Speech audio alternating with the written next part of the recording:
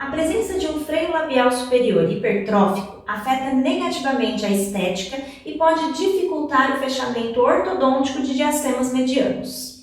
O tipo de freio que normalmente está associado a diastemas é o freio teto-labial. Nesse tipo de freio, as fibras estão inseridas na papila ou até mesmo vão até a papila incisiva por palatina. O freio considerado normal, o freio comum, tem a sua inserção acima da linha mucogengival e o freio teto-labial, as fibras, como a gente acabou de dizer, inseridos na papila ou até mesmo penetrando até por palatina.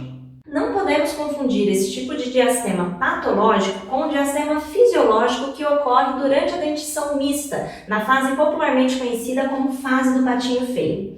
Nessa fase, o diastema que ocorre é devido ao posicionamento dos germes dentais dos incisivos laterais e dos caninos, e ela se encerra com a erupção completa desses laterais e desses caninos, que pressionam esses dentes em direção à linha média, fechando esse espaço naturalmente.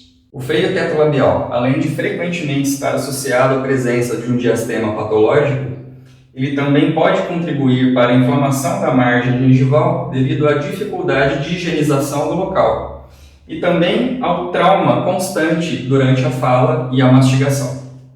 O diagnóstico do freio teto-labial é feito visualmente, ao esticá-lo juntamente com o lábio superior.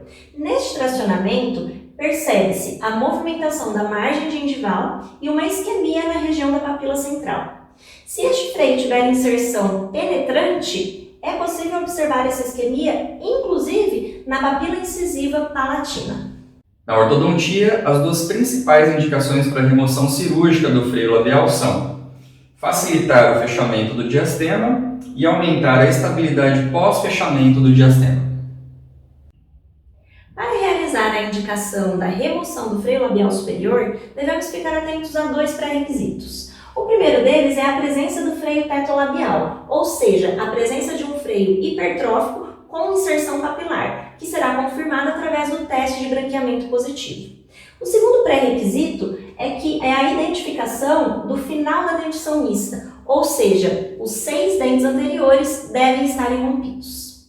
Seguindo esse protocolo para a realização de um correto diagnóstico e a identificação do melhor momento para realizar a cirurgia, a execução do fechamento de diastemas se tornará mais fácil e previsível.